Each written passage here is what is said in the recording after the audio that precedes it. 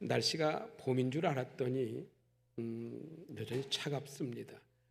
건강 조심해야 될 때입니다. 제가 목회 경험상 보면 가장 장례식이 많을 때가 3월, 4월이고 또 10월, 11월이에요. 그만큼 충격파가 남아있다는 거거든요. 우리 어르신들 특히 조심하시고 빨리 돌아가시지 말고 오래오래 사시고 하나님께 영광 돌리며 사시길 바랍니다. 오늘 2024년 예수 이야기 10번째 주일입니다. 오늘은 약간 도전적 질문 제목을 정해봤어요. 꼭 예수여야 구원 받나요? 여러분 궁금하시지 않습니까? 꼭 예수여야 할까요? 미리 말씀을 드리면 오늘 설교는 제가 작년 2023년도 예수 이야기 38번째 때 전했던 설교입니다. 그대로 전하지는 않아요. 약간 다른 해석을 통해서 하게 되지만 내용상은 마찬가지. 왜 그러냐면 전에는 로마서를 뚝 하나 띄어서 했지만 이번에는 올해 들어서 로마서를 계속해서 강해하는 가운데 이 말씀을 만나게 되고 지난번에 전했던 말씀을 다시 각색해서 전할 때에 그럼에도 하나님의 은혜가 지난번에 했던 설교 또 하시네 하고 시험 들지 말고 또 더 크신 은혜를 경험할 수 있기를 주의 이름으로 축원합니다. 요즘 여러분들 어떻습니까? 세상이 꼭 예수여야 하는가 라고 하는 이 질문에 여러분 반대하는 경향들이 많아요. 그래서 꼭 예수가 아니어도 된다라고 생각합니다. 그렇게 말하기도 하고 또 그렇게 가르치기도 하고 우리들도 어느 순간에 그 질문 앞에 누군가가 꼭 예수 믿어야만 구원받습니까? 라는 질문을 하게 되어지면 우리마저도 꼭 예수여야 하는가? 라고 하는 의문점을 좀 갖게 되죠. 우리 영상 하나만 볼까요? 지난번에도 한번 봤던 내용인데 좀 약간 다른 내용이지만 영상 하나 보도록 하겠습니다. We pray for divine favor upon our president, Joseph R. Biden, and their family. In the strong name of our collective faith, amen. We ask it in the name of the monotheistic God, Brahma, and God known by many names, by many different faiths. A man and a woman. 지금 여러분 두 가지 하나 봤죠. 하나는 존 바이든 대통령의 취임 기도고 또 하나는 2021년도 미국 하원의 개원 기도입니다. 근데 두 기도를 내용을 보셨죠. 존 바이든 대통령의 취임 기도 때 그 목사님이 감리교 목사입니다. 이분이 뭐라고 이 목사가 어떻게 기도했습니까? 모든 종교의 이름으로 이 바이든 대통령을 축복하소서. 그죠? 그리고 미국 하원 2021년 미국 하원 개원 예배 때 기도했던 이 국회의원도 목사님입니다. 그 기도했던 내용이 뭔가 브라만과 남자의 신과 여자의 신과 다양한 신들의 이름으로 기도합니다. 여러분 이렇게 세상은 꼭 예수가 아니어도 된다고 미국이라는 나라가 어떤 나라입니까? 청교도 나라입니다. 믿음을 지키겠다고 배를 타고 목숨을 걸고 미국까지 건너와 믿음을 지켰던 나라가 세워진 나라가 미국입니다. 그 나라가 지금은 꼭 예수가 아니어도 된다. 브라만이어도 되고 남자의 신도 되고 여자의 신도 되고 또 다양한 종교의 이름으로 불려지는 신들의 이름으로 누가요? 목사가 지금 그렇게 기도하고 있습니다. 우리나라는 어떨까요? 우리들은 어떨까요? 여러분 예수만 말하는 교회는 진부하고 꼰대 같고 또 어떻게 보면 세상을 뒤떨어진 그러한 아주 어떻게 보면 광화문이나 나갈 정도 그런 교회 정도로 치부당하는 오늘 우리 이들의 시대를 지금 살아가고 있습니다. 근데 여러분, 성경의 대답은 너무도 명확합니다. 인간의 노력이나 선한 행위나 도덕의 이름이 아니라, 다른 신의 이름이 아니라 오직 예수여야 한다. 이것은 분별하는 진리입니다. 타협할 수 없는 진리입니다.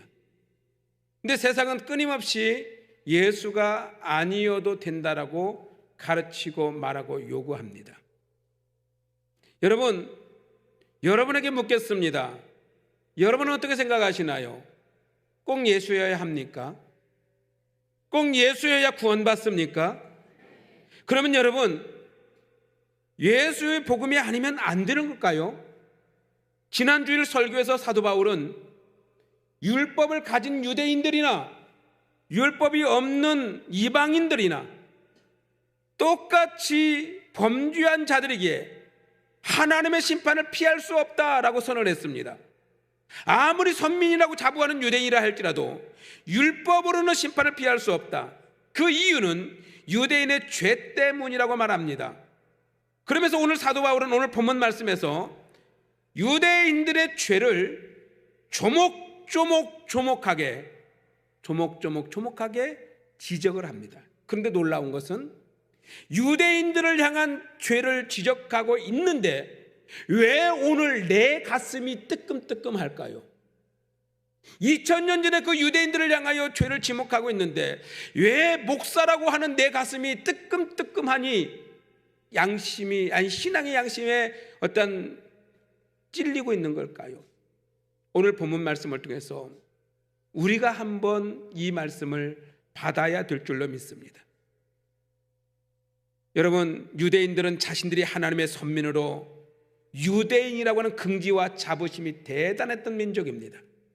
그들은 율법을 가졌다는 그 자체만으로도 굉장한 자부심과 자랑을 가지고 있었습니다. 그들이 얼마나 자랑스럽게 여겼냐면, 첫째는 유대인들은 율법을 의지하는 것과 그들 주신 하나님을 자랑했습니다. 우리 17절 말씀 읽어볼까요? 우리 17절 읽으면 시작. 유대인이라 불리는 내가 율법을 의지하며 하나님을 자랑하며. 유대인들은 율법을 가진 것 자체 다 빼놓고 율법을 가졌다는 그 자체 하나만으로도 하나님 앞에 의롭다고 인정을 받을 수 있다고 생각했습니다. 그래서 그들은 율법을 가진 것과 율법을 의지하는 것과 율법을 주신 하나님 앞에 감사하며 살았습니다. 율법을 가진 것 자체만으로도 하나님이 자신들이 편이 되고 함께 한다라고 그들은 자부심을 가진 거예요. 율법을 가졌기 때문에 괜찮다. 여러분 어떻습니까? 오늘 여러분들이 피곤하고 바쁘고 일도 많은데 오늘 시간을 할애해서 예배의 자리에 나오셨습니다. 오늘 예배의 자리에 나온 것 자체만으로도 하나님이 여러분을 축복하시고 잘되게 하실 거라고 생각하십니까? 여러분 진짜로 오늘 예배를 어떻게 드리든 상관없이 내가 오늘 예배를 드렸다는 그 자체 하나만으로도 하나님은 성가대를 섰다는 그 자체 하나만으로도 하나님은 여러분에게 복을 주실 거라고 생각하십니까? 유대인들은요, 율법을 가졌다는 그 자체 하나만으로도 자기들은 괜찮다고 생각했습니다. 그러나 그들은 두 가지의 상황을 잃어버려서, 첫째는 심판의 날에 그들이 의지했던 율법이 오히려 자신의 정죄의 근거가 된다는 사실을 잊고 있었어요. 율법이 뭡니까? 죄를 지적합니다. 끊임없이 죄를 지적합니다. 이렇게 행하지 않으면, 이렇게 살지 않으면, 이렇게 나가지 않으면 반드시 심판받는다. 이게 율법입니다. 그런데 그들은 율법을 가졌다는 것은 자랑스럽게 여겼지만 그 율법이 그들을 고발하는 내용은 모르고 있었어요. 오늘도 마찬가지예요. 내가 신앙을 가진 것 중요합니다. 그러나 신앙을 가진 우리에게는 더 많은 책임감이 있어야 돼요. 왜? 믿음을 모르는 자들은 상관없어요. 예수를 모르는 사람은 상관없어요. 그러나 우리는 예수를 아는 자요, 하나님의 말씀을 아는 자요, 말씀을 가진 자이기에 말씀이 우리에게 전하는 이 책임감은 더 크다. 또한 하나님은 사람을 외모로 취하지 아니하고 각 사람이 행한 대로 보응하신 하나님이라는 것을 잃어버렸어요. 여러분, 우리 하나님은 내가 오늘 예배를 했느냐, 오늘 교회를 갔느냐, 성가들을 샜느냐, 아니면 내가 오늘 목사로 설교를 했느냐, 이런 행위를 보신 것이 아니라 하나님은 오늘 또 말씀을 잡았느냐, 말씀대로 살았느냐를 보신다는 것입니다. 두 번째, 유대인들은 율법의 교훈으로 하나님의 뜻을 알아 선한 것을 분별할 수 있다는 자부심을 가졌어요. 왜 그렇습니다. 맞아요. 유대인들이 가진 율법은 하나님의 뜻을 알 수 있는 길이 거기에 있습니다. 하나님의 선한 목적이 거기에 담겨 있습니다. 그렇기 때문에 그들은 자기들이 하나님의 뜻을 안다, 이미 율법을 가졌기 때문에 우리는 하나님의 뜻을 안다. 그렇다면 하나님의 뜻을 아는 것으로 끝나는 것이 옳은가? 우리 18절 말씀을 한번 읽어봅니다. 18절 시작. 율법의 교훈을 받아 하나님의 뜻을 알고 지극히 선한 것을 분간하며. 유대인들의 율법에 대한 자부심이 대단했어요. 하나님이 유대인에게 율법을 주셔서 하나님의 뜻을 알 수 있도록 계시해 주셨기 때문입니다. 또한 그들은 율법의 지식으로 선과 악한 것을 구별할 수 있었을 뿐만 아니라 가장 선한 것이 무엇인지를 분별할 수 있는 선한 마음을 주셨어요. 그들만이 가진 복입니다. 이것은 부정할 수 없는 복입니다. 왜? 하나님의 뜻을 어느 민족도 모를 때에 하나님의 뜻을 알 수 있는 길을 그들에게 주셨거든요. 그러나 안다고 해서 그들이 복이 있는가? 안다고 해서 그들이 복이 있는가? 그들이 두 가지의 실수를 했습니다. 첫째는 하나님이 많이 가진 자에게 많은 것을 요구하신다. 이 사실을 몰랐습니다. 오늘도 마찬가지입니다. 여러분, 저 세상 밖에 있는 사람들은 하나님의 뜻을 몰라요. 예수님의 이름의 뜻을 몰라요. 어떻게 살아야 할지를 몰라요. 그러나 오늘 우리는 이 자리에 앉아있는 여러분들은 하나님의 뜻을 분별할 수 있는 은혜를 주셨어요. 무엇이 선한 것인지, 무엇이 복된 길인지, 무엇이 천국 가는 길인지, 무엇이 은혜의 길인지 너무도 잘 알아요. 안다고 해서 그에게 복 있는 자가 아닙니다. 우리는 많이 가진 자입니다. 더 많이 가진 자입니다. 그러기에 우리는 많이 가졌기에 우리에게는 책임을 더 많이 가져야 합니다. 나라도 마찬가지요. 부자에게는 더 많은 세금을 물립니다. 저는 목회자로 살았기 때문에 평생 세금을 특별한 어떤 종합소득세나 이런 것을 안 냈었어요. 그러나 5년 전부터 세금을 내기 시작했습니다. 그래서 아직 익숙하지를 못했어요. 그래서 언젠가 제가 세금을 깜빡 잃어버리고 또 선교지 나가고 하다 보니까 세금 고지서가 나온 것조차 잃어버리고 살았어요. 왜? 습관화가 되지 않았기 때문에. 그러나 5년 전부터 세금을 내기 시작하니까 내야만 되는 거예요. 근데 제가 깜빡 잃어버리고 못 냈어요. 한 두어 가지를 못 냈던 것 같아요. 근데 어느 날 문자가 왔어요. 세금이 안 냈다. 그래서 그런가 보다 하고 내야지. 또 잃어버렸어요. 근데 어느 날 우체부가 와서 전화가 왔어요. 이걸 계속 전달해 드려야 되는데 안 계셔서 바쁘셔서 왔는데도 못 전달했다고. 저 청주 무슨 어디 와서 찾아가래요. 그래서 가봤더니 빨간 딱지가 딱 찍혀 있어요. 세금이 몇 건 밀렸다고. 안 내면 딱지 붙이러 간다고. 제가 겁이 나서 빨래 붙였어요. 아, 내야 되는 거구나. 여러분, 우리가 더 많이 가졌으면 많은 것으로 살아야 되는데 당연히 지켜야 될 의무가 있는데 우리는 아는 것으로 끝날 때가 많아요. 또 하나는 알기만 알지 좋은 것을 행하지 않았어요. 율법이 주시는 선한 것들을 살아야 되지요. 그러나 그들은 그것을 살아내지를 못했어요. 세 번째, 유대인들은 율법의 지식과 진리를 가졌다는 자만심으로 이방인들을 멸시하는 실수를 저질렀어요. 우리 19절로 20절 봅니다. 시작. 맹인의 길을 인도하는 자요, 어둠에 있는 자의 빛이요,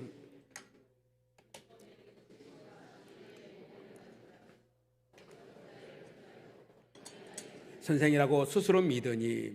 여러분, 바울은 유대인들이 하나님의 심판을 피할 수 없는 이유가 무엇인지를 밝혀줍니다. 유대인들은 율법의 지식과 진리를 가졌다 하는 권위의식과 자만심으로 이방인들을 멸시합니다. 이방인들을 소경으로, 어둠에 있는 자로, 어리석은 자로, 하물며 이방인들을 같이 옆에도 앉지 않고 식탁에도 앉지 않는 개로 여겼어요. 멸시했어요. 반면에 자신들은 어리석은 이방인들을 인도하는 빛이요 선생이라고 생각했습니다. 한마디로 말해서 유대인들의 율법의 지식으로 이방인들을 모르는 것을 알고 있다는 것 때문에 건방 떨었다고요. 그런데 오늘날 우리들은 어떻습니까? 예수 믿는 우리들은 어떻습니까? 나는 천국 갈 수 있고, 나는 목사이고, 나는 장로이고, 나는 많이 알고, 나는 천국 갈 자신이 있고, 그렇기 때문에 저 불신자들은 이러한 어떤 죄만 짓고 있는 사람들하고 멸시할 때가 얼마 많습니까? 여러분, 오늘 우리 그리스도인들을 한번 되돌아보길 바랍니다. 세상 사람들은 우리를 뭐라고 봐요? 말쟁이들이라고 해요.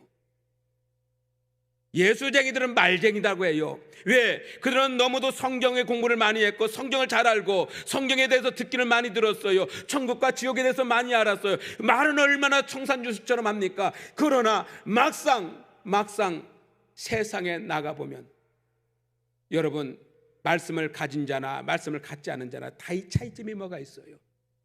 예수 믿는 사람처럼 살아야 될 우리가, 말씀을 가진 자들처럼 살아야 될 우리가, 삶이 예배가 되어야 할 우리가, 여러분 진정한 예수 믿는 자처럼 살아가신 적이 있으십니까?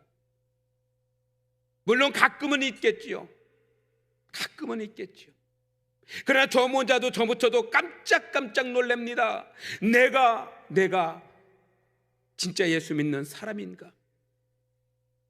그래서 예수님께서 말합니다. 나더러 주여 주여 하는 자마다 천국에 들어가는 것이 아니라 오직 하늘에 계신 내 아버지의 뜻대로 행하는 자라야 천국에 간다고 말씀했습니다. 오늘 여러분 주일 아침에 여러분은 어떤 모습으로 이 자리에 나오셨습니까? 목사로, 장로로, 오래 예수 믿은 권사로 나오셨습니까? 과연 그것이 구원받는 데 큰 역할을 할까요? 여러분, 어떤 직분도 하나님 앞에 설 수 있는 공로가 되지 못합니다. 아무리 세월을 많이 가졌어도, 세월을 오랜 동안 예수 믿어도 이것이 진정한 구원받는 공로는 되지 못합니다. 또한 세상의 자랑거리, 권세나 능력이 하나님 앞에 가지고 나온 적이 있습니까? 옛날에 오래전에 어느 분이 우리 교회를 나오시는데 저한테 어느 비서가 같이 왔더라고요. 비서가 차에서 내린데 둘이 내려서 나는 둘이 같이 오는 줄 알았더니 저한테 제일 먼저 그 비서가 한 말이 지금도 쌩쌩하게, 목사님이세요? 네, 그렇습니다. 이분이 누구신지 모르시죠? 대단한 분입니다. 그랬어요. 저한테 제일 먼저 한 말이, 얼마나 대단한지 저는 몰랐어요. 진짜 대단한지는 몰랐어요. 근데 그 다음 주부터 나오는데 기사는 저 차 세우는 그 곳에 앉아있고 그분만 와서 예배 마치고 다시 그 기사가 데리고 또 가더라고요. 참 권세 있는 분 맞아요.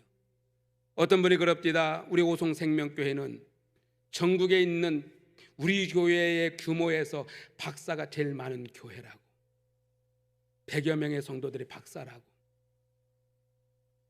여러분, 이것이 나의 구원하고 과연 얼마나 연결되어질까요? 사도 바울은 분명히 말합니다. 유대인 중에 유대인이요, 바리새인이요, 베냐민 지파요, 유대인 어떤 로마의 시민권을 가진 자요, 가말리엘 문화에 가진 학문을 가진 학자요, 이 모든 것을 나는 배설물로 여긴다. 세상의 권세와 자랑거리는 다 배설물에 불과합니다. 그럼 어떤 모습으로 나와야 합니까? 왕이었던 다윗이 범죄한 후에 하나님의 사람 나단에게 죄를 지적받습니다. 그때 이 왕이었던 다윗이 뭐라고 고백하는지 볼까요? 시편 51편 17절 말씀 함께 읽습니다. 시작. 하나님께서 구하시는 제사는 상한 심령이라 하나님이여 상하고 통회하는 마음을 주께서 멸시하지 아니하시리로다. 아멘. 벌거벗은 모습으로, 상한 심령으로, 왕의 모습이 아니라, 왕관을 쓰고 있는 왕의 모습이 아니라 벌거벗겨진 모습으로 하나님 앞에 상한 심령 가지고 죄인의 모습으로 나와 나는 죄인이로소이다, 나는 죄인입니다, 오직 예수가 필요합니다라는 믿음의 고백이 우리에게 있어야 될 줄로 믿습니다. 사는 성도 여러분, 우리 찬송 하나만 불러볼까요? 305장 1절 우리 함께, 유정아 우리 반주 한번 해줄래? 우리 1절만 부릅시다. 305장 4절까지 다 부르면 좋겠지만 우리 1절만 부르도록 하겠습니다.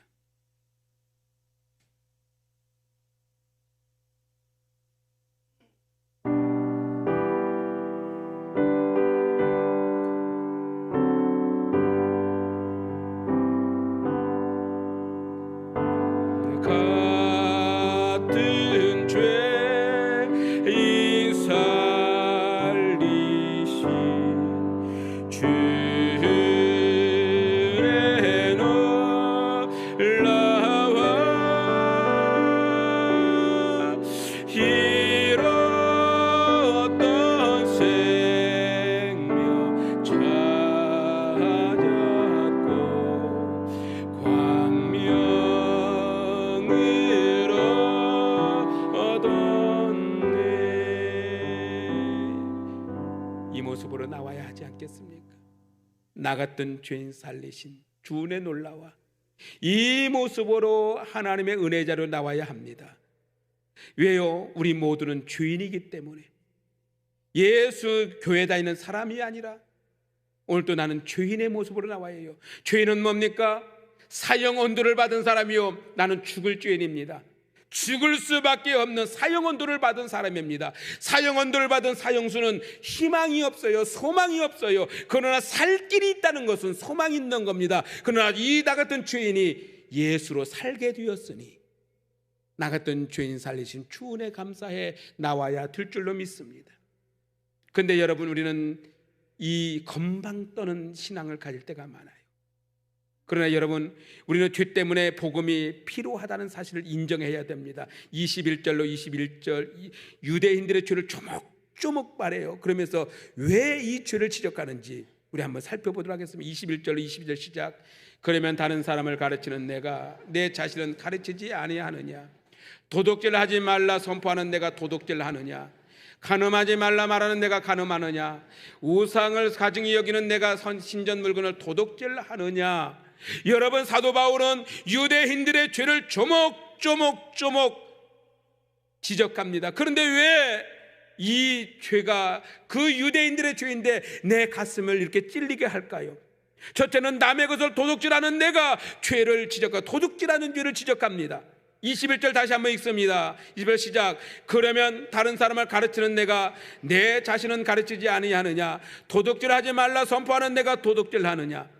유대인들은 도둑질하지 말라 제8계명을 가르치면서 자신들은 남의 것을 어떠한 방법을 통해서든지 도둑질했습니다. 유대인들은 부정한 방법을 동원해서 부당한 이득을 취하기로 당시에도 오늘 이 시대도 유명합니다.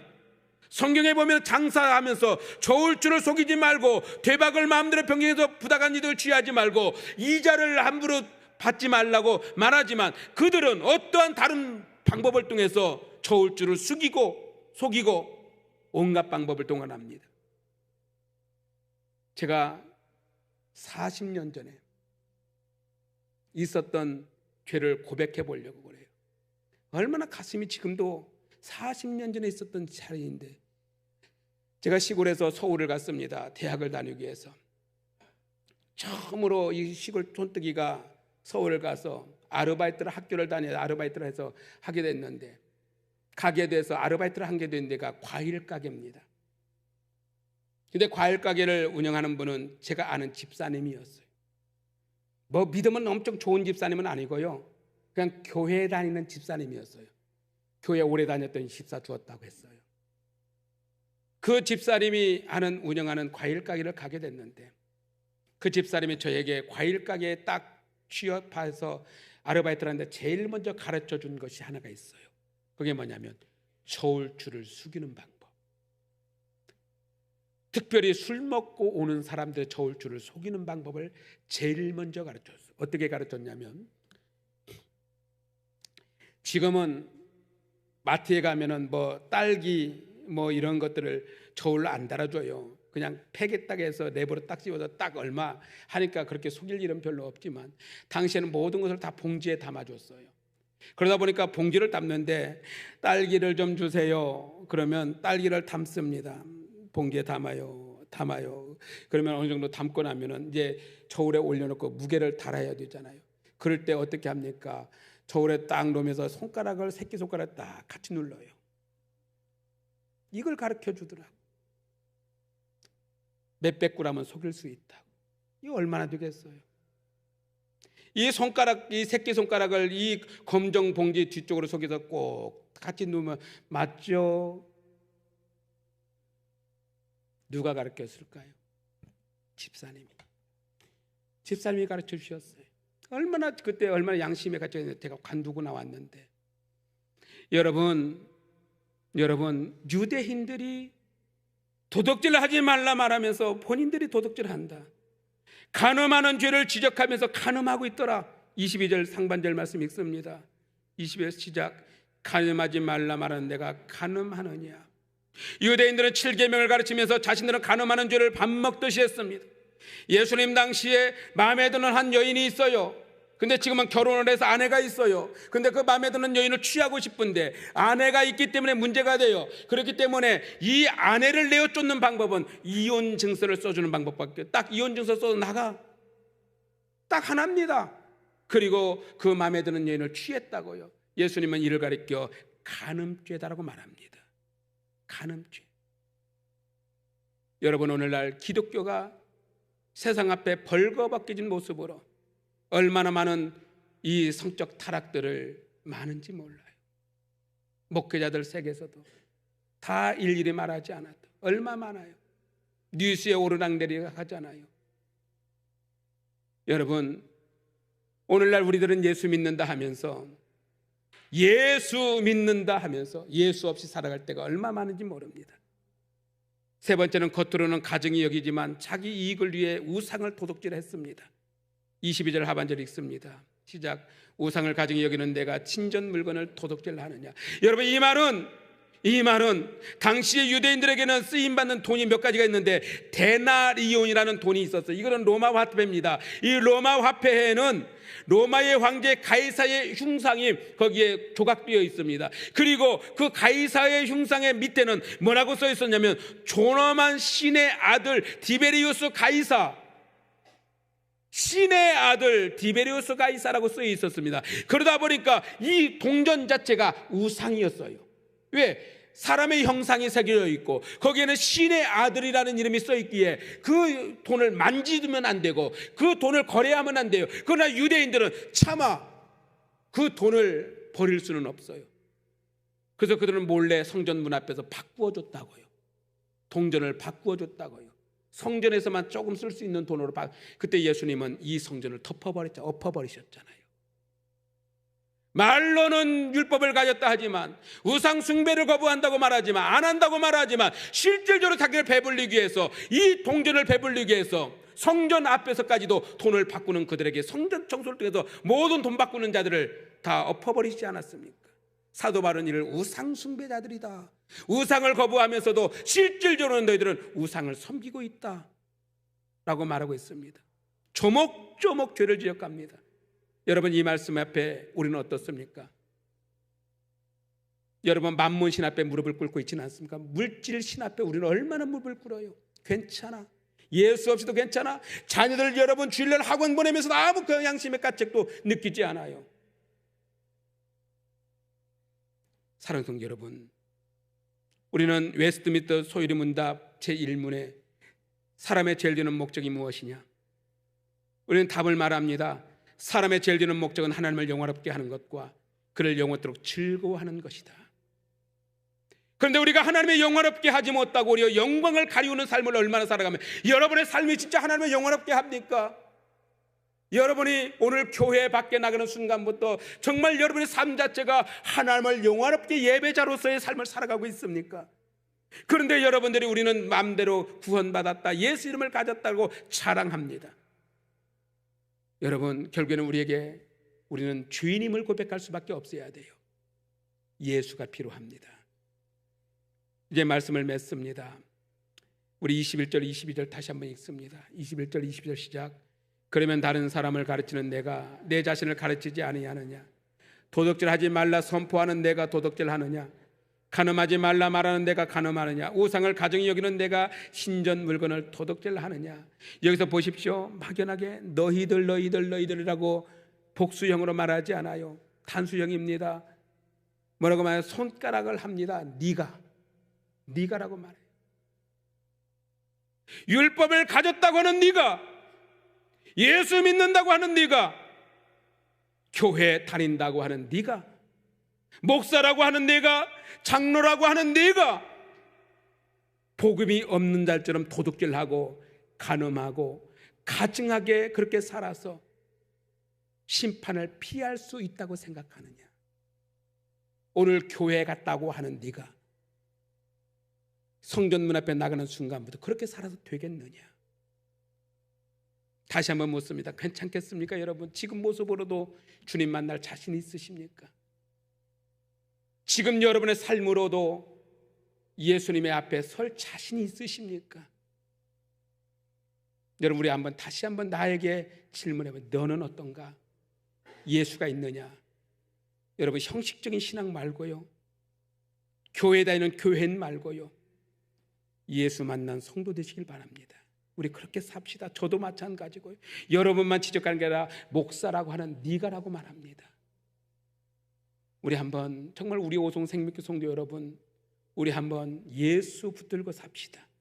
비록 벌거벗겨질지 몰라요, 부끄러울지 몰라요. 그래도 내 안에 예수 영접하고 주님과 동행하며 살아가는 우리 모두가 되어지기를 주의 이름으로 축원합니다.